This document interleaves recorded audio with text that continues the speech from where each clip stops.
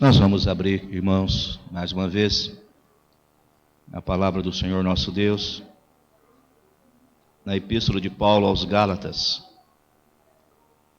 E mais uma vez nós faremos a leitura no capítulo 1, do verso 1 até o verso 5.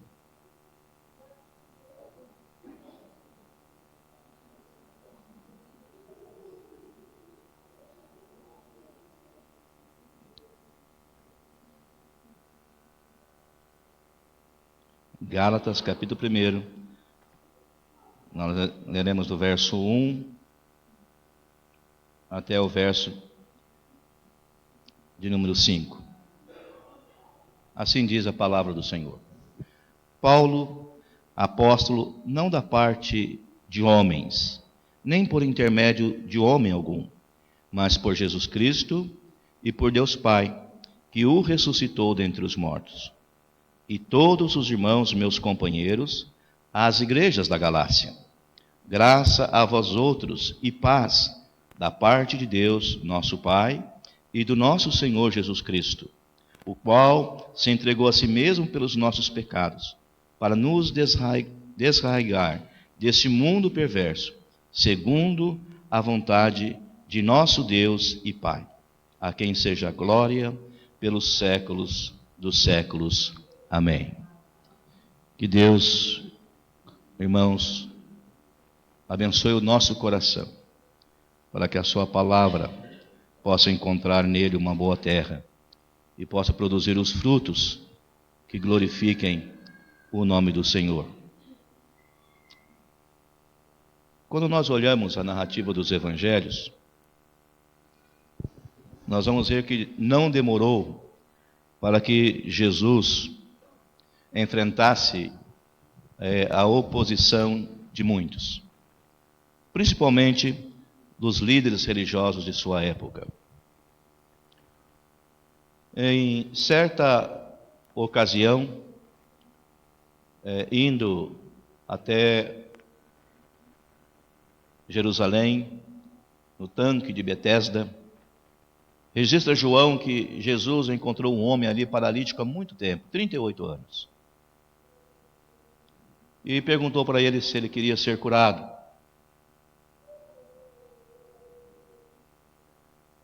Não obstante ele não ter respondido de maneira afirmativa,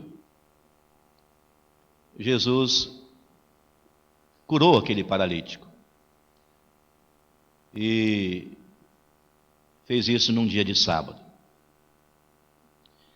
dando motivo, assim, o ensejo, para que mais uma vez os judeus se levantassem contra ele. E a acusação que aqueles homens faziam para Jesus é: por que faz essas coisas no sábado?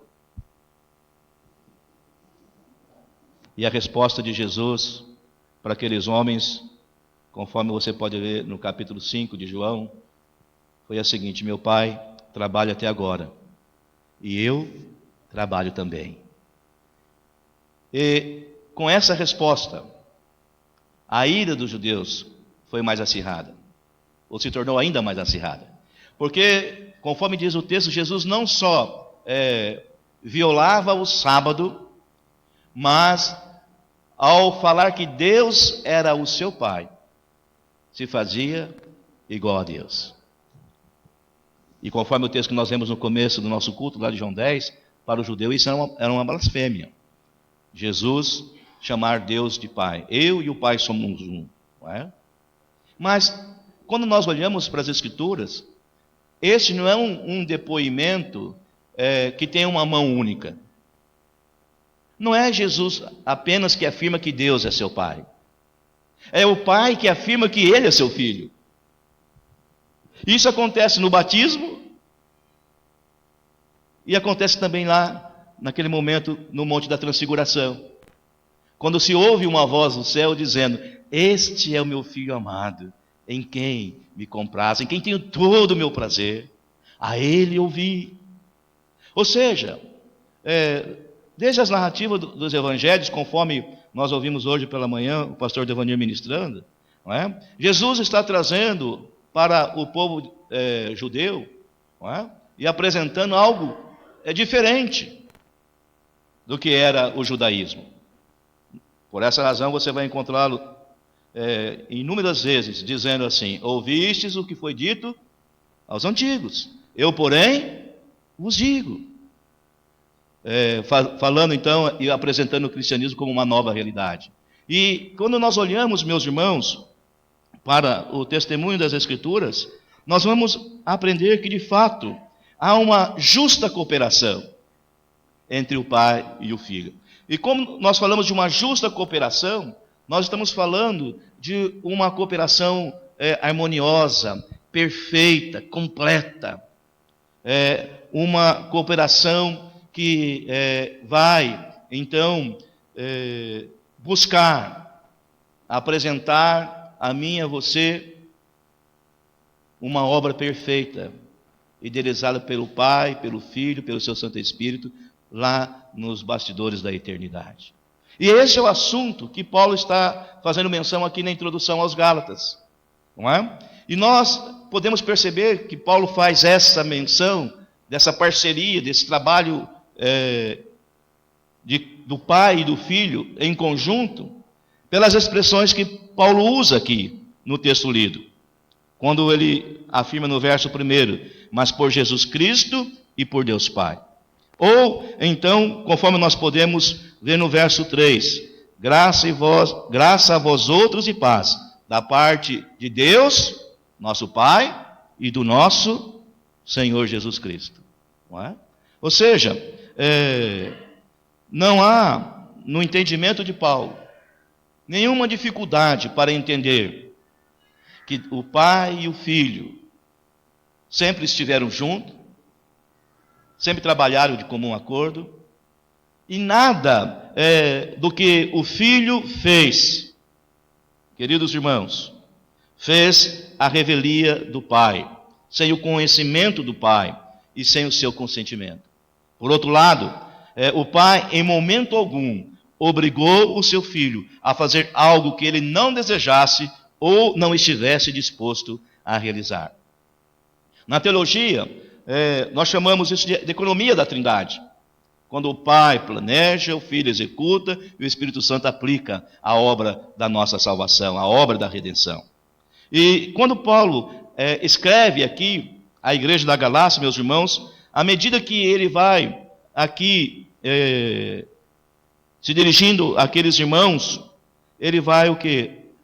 Mostrando em diversos movimentos, em distintos momentos, essa parceria entre o Pai e o Filho. Essa sintonia perfeita e eterna que é revelada pelas expressões que eu acabei de citar. E é sobre isso que eu quero conversar com você nessa noite.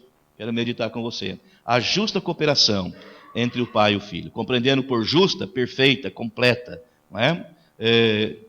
Harmonia existente no trabalho envolvendo tanto o Pai de nosso Senhor Jesus Cristo e o seu Filho, o nosso Salvador. E conforme nós podemos ver aqui, tanto o Pai como o Filho atuaram na designação de Paulo como apóstolo. Olha o versículo 1.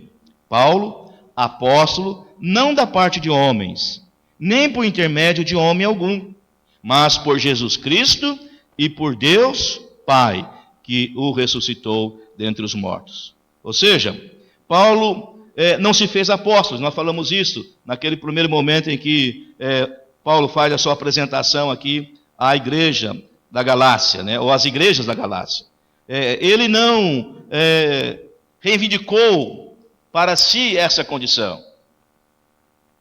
E ele deixa claro isso, mais uma vez, ou procura deixar bem claro isso, para revelar e mostrar que a autoridade que ele tem para escrever e para orientar, para ensinar, para instruir a igreja, lhe foi conferida, lhe foi dada tanto pelo Pai como pelo Filho.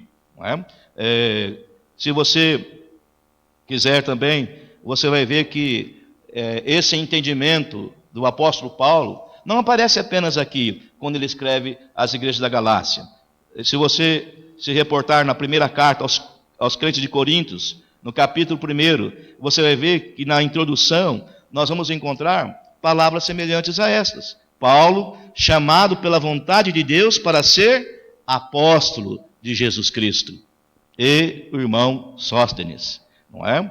E se você olhar para a sua segunda carta, também endereçada aos crentes de Coríntios, você vai encontrar novamente essa expressão presente. Paulo, apóstolo de Cristo, Jesus pela vontade de Deus.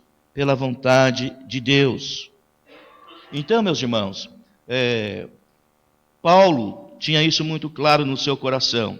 E queria que aquela igreja entendesse que foi Deus Pai quem o chamou para ser apóstolo. E foi Cristo que pessoalmente o comissionou, conforme nós também já tivemos a oportunidade de ver na estrada de Damasco, lá em Atos capítulo 9, quando Jesus diz a Paulo: por que tu me persegues?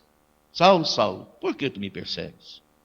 E ali, naquele momento, ao se revelar-se a Saulo, Jesus Cristo também o comissiona, o separa, para ser um instrumento especial da sua parte, para levar o seu evangelho, principalmente aos gentios. Então, meus queridos irmãos, de modo que desprezar a autoridade de Paulo, mais do que se opor ou desprezar a pessoa ou o homem que estava escrevendo essa carta, endereçando essa epístola aos cristãos lá da Galácia, era, na verdade, meus irmãos, refutar o próprio Deus, de quem Paulo era representante. E ele era pela vontade de Deus Pai e pela vontade de seu Filho, o nosso Senhor Jesus Cristo. Ele era apóstolo não por uma decisão de homens, não por uma questão de conveniência, não para impor a sua vontade aos Gálatas, mas por uma designação divina, tanto do Pai como do seu Filho. Mas o Pai e o Filho não só atuaram no comissionamento do apóstolo Paulo para esse ofício, para esse ministério. Também, meus irmãos, nós podemos ver a atuação do Pai e do Filho na remissão dos nossos pecados. E isso nós podemos ver aqui em Gálatas, no texto lido, no versículo 4. O apóstolo diz assim: o qual Jesus Cristo se entregou a si mesmo pelos nossos pecados, para nos desarraigar desse mundo perverso, segundo a vontade de nosso Deus e Pai. Ou seja, a unidade existente, meus irmãos, entre o Pai e o Filho, também se evidencia na história da nossa salvação. Na minha redenção, na sua redenção. Porque segundo Paulo declara aqui aos Gálatas, Jesus Cristo voluntariamente se entregou pelos nossos pecados. Isso é muito importante, meus irmãos, nós entendemos. Jesus Cristo morreu na cruz não para ser um exemplo. Jesus morreu na cruz não como um malfeitor. Jesus morreu naquela cruz não como um mártir. Havia um propósito na sua morte. Porque naquela cruz, Jesus estava tomando o seu lugar, estava tomando o meu lugar, estava assumindo o meu pecado, estava assumindo o seu pecado. Ele que não conheceu o pecado, foi feito o pecado. E naquela cruz, ele se entregou por nós. Ele voluntariamente, diz aqui Paulo, se entregou pelos nossos pecados. Então, irmãos, é preciso que nós resgatemos esta verdade nos nossos dias. É preciso que nós entendamos que, ainda que a salvação seja uma oferta da graça de Deus, não foi barata. Ela teve um preço alto, e não foi prata e nem ouro, que através desse recurso que fomos redimidos ou salvos dos nossos pecados, nem do sangue de bodes, mas pelo sangue precioso de nosso Senhor Jesus Cristo, que assim mesmo se entregou. Então, quando nós olhamos para as Escrituras, nós aprendemos que a morte de Cristo não apenas foi uma morte substitutiva, ou seja, ele assumiu o nosso lugar, mas também foi uma morte expiatória. Não é? Ou seja, naquela cruz, a culpa do pecado foi expiada. Não é? Agora, queridos irmãos, Deus pode oferecer em Cristo o perdão que tanto eu e você necessitamos. E segundo o texto que nós lemos, meus irmãos, isso aconteceu pela vontade do Pai. Aí você pode entender aquilo que João, no capítulo 13 do seu Evangelho, verso 15 afirma, né? Verso 16 afirma, não é? Que Deus o quê? Amou o mundo de tal maneira que Ele deu o seu Filho, para que todo aquele que nele crê não pereça, mas tenha a vida eterna. Então, queridos, é importante que você entenda isso, não é? Que naquela cruz, Jesus se entregou voluntariamente por mim e por você. E Ele fez isso pela vontade do Pai, ou com o consentimento do seu Pai, segundo a vontade do seu Pai.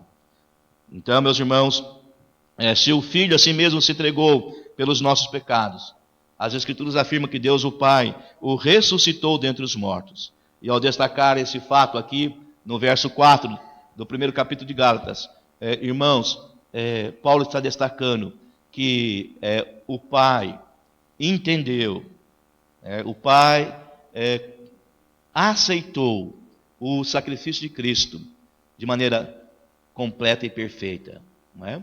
Quando Jesus morreu naquela cruz e Deus o Pai o ressuscitou, não é? Estava validando toda a obra, todo o sacrifício que havia sido realizado pelo seu Filho. E Ele considera esse sacrifício perfeito, completo e suficiente para satisfazer a sua justiça e para vindicar a sua santidade.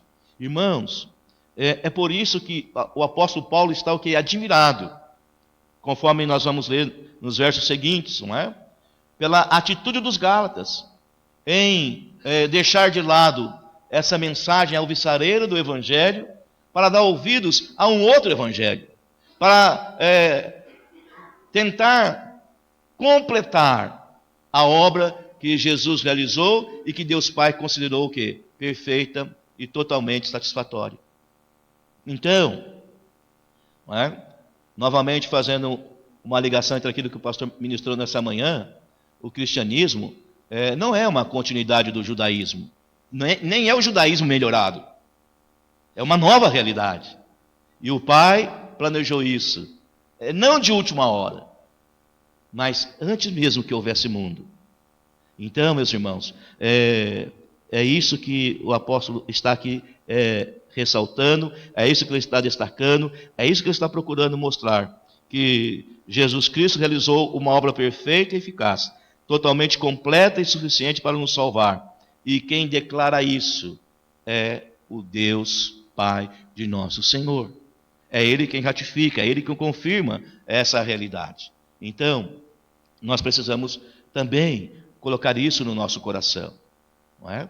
Porque o que Cristo fez por mim e por você, e segundo a vontade de Deus o Pai, fez de modo completo. Eu e você não precisamos aperfeiçoar essa obra. Não podemos acrescentar nada a ela também. Essa obra, ela é suficiente e ela é eterna. Não há necessidade de repetir mais do que aquele sacrifício que era feito sempre na Páscoa, de oferecer ali novilhas, cabritos, não é? Não é necessário. E nós temos visto uma tentativa, ainda hoje nos nossos dias, não é? De fazer com que a salvação, a redenção do homem dependa do seu concurso e dependa do seu esforço, não é? Observando isso, ou fazendo aquilo, ou não fazendo determinada coisa. Eu quero dizer para você, e você precisa compreender isso, se nós temos hoje a bênção da salvação, nós temos por conta da iniciativa de Deus Pai e da obra realizada pelo seu Filho. Então, isso está assentado no meu coração. Não depende, irmãos, do nosso desempenho. Essa obra nos é ofertada pela graça de Deus e nós vamos falar daqui a pouco sobre isso. É preciso que nós entendamos essa realidade. Porque se nós não assim compreendermos, nós poderemos ficar refém dos nossos sentimentos, das nossas emoções. E, na verdade, o que nos salva é a fé a confiança que é depositada nessa obra realizada por Jesus Cristo e aprovada pelo seu Pai. Mas o apóstolo também, meus irmãos, vai citar um terceiro episódio. Tanto o Pai como o Filho estão juntos também no oferecimento das bênçãos decorrentes da salvação para o seu povo redimido. Ou seja, estavam juntos no chamado do apóstolo Paulo, estavam juntos, irmãos, também na remissão dos nossos pecados, e estão juntos no oferecimento das bênçãos da salvação. É isso que nós lemos aqui no versículo 3. Graça a vós outros e paz, da parte de Deus, nosso Pai, e do nosso Senhor Jesus Cristo. Ou seja, é do Pai e do Filho que procedem a graça e a paz que os Gálatas estavam, meus irmãos, experimentando em sua vida, ou que haviam já experimentado em suas vidas, e que os nossos corações hoje também desfrutam. É deles, do Pai e do Filho, que procedem todas as bênçãos que nós precisamos e não merecemos. Não é? E por isso, a primeira bênção descrita aqui pelo apóstolo, que os crentes recebem das mãos do Pai e do Filho, é a graça, ou seja, o favor livre de Deus, independente de qualquer mérito ou obras humanas. É a sua benevolência para os que não merecem. E quem afirma isso é John Stott. Né? Então, favor não merecido. A gente aprende isso desde criança na escola bíblica dominical. Né? Que essa é uma oferta do amor de Deus pela minha vida, pela sua vida. Graça maravilhosa, graça do Deus eterno para os nossos corações. Não é? E é isso, certamente, que levava o apóstolo Paulo, quando escreve à igreja lá de Éfeso, né? Declarar: bendito o Deus e Pai de nosso Senhor Jesus Cristo, que nos tem abençoado com toda a sorte de bênção espiritual nas regiões celestes em Cristo Jesus. Você sabia disso? Né? Que é a graça divina que é fonte não só da nossa salvação, mas também quem abre a porta para todas as demais bênçãos que nós recebemos da parte de Deus. E é por isso que o apóstolo Paulo está louvando, está bendizendo o nome do Senhor. Porque, irmãos, são inúmeros os benefícios, as bênçãos que têm alcançado o meu coração e o seu coração em Cristo Jesus. Por conta o quê? Do favor não merecido de Deus. Deus nos ama e Deus tem alegria e prazer em nos dispensar e nos conceder o que Ele tem de melhor. Era esse o entendimento do apóstolo, quando lá em Romanos, no capítulo 8, vai dizer assim: olha, se Deus já nos abençoou, não é? Com o que Ele tinha de melhor, seu Filho, porventura não nos dará graciosamente com Ele as demais coisas? Se Ele deu o que tinha de mais importante, de mais precioso, que era o seu Filho, se Ele não nos negou esse benefício, esse privilégio, Ele vai negar outras coisas? Não, Deus tem prazer em abençoar o seu povo. Deus tem prazer em dispensar da sua companhia para a sua igreja. E nós, hoje ouvimos o testemunho do pastor Devanir, da graça que o Senhor lhe concedeu no Dia dos Pais. Não é? Eu fico imaginando a sua emoção, Devanir. Não é? E como você orou, eu creio também que Deus tem bênçãos para distribuir sobre nós. Deus tem bênçãos para distribuir sobre a nossa vida, sobre a igreja dele. Deus tem bênçãos que Ele tem reservado para o seu coração, meu filho, minha filha.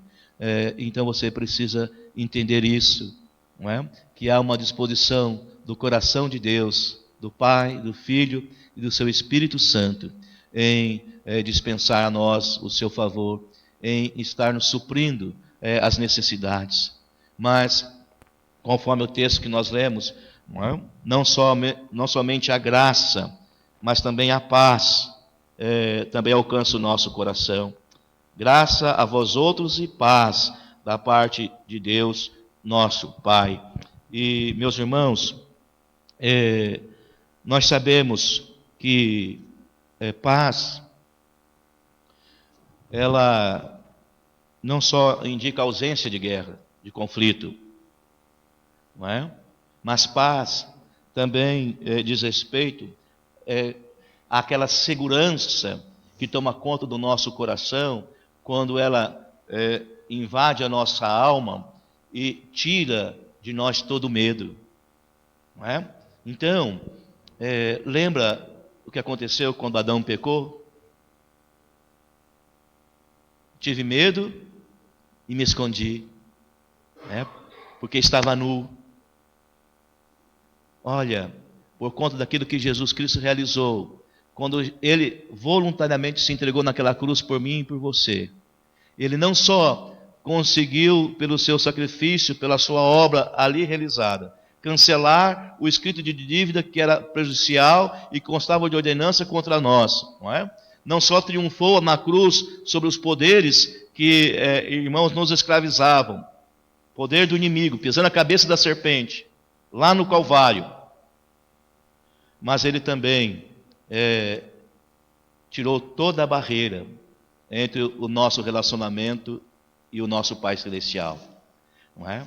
Quebrou a barreira, o véu se abriu e agora nós temos acesso ao Pai, porque fomos o quê? Reconciliados com Ele, não é? E agora a paz, é isso que o apóstolo Paulo vai dizer lá em Romanos, né? Justificado, pois, pela fé, temos paz com Deus.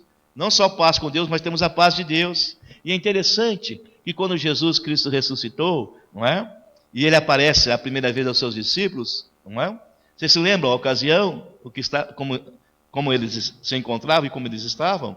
Estavam reunidos, a portas fechadas, com medo dos judeus. E qual foi a primeira coisa que Jesus falou para eles? Paz seja convosco. E Ele insistiu, paz seja convosco.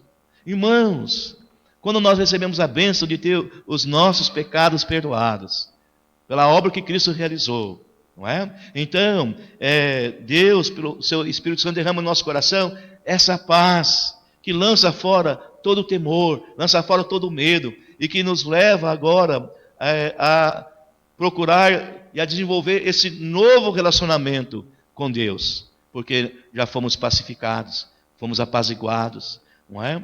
E se você, no capítulo 2 de Efésios, prestar atenção, você vai ver que o apóstolo vai discorrer justamente sobre isso, não é?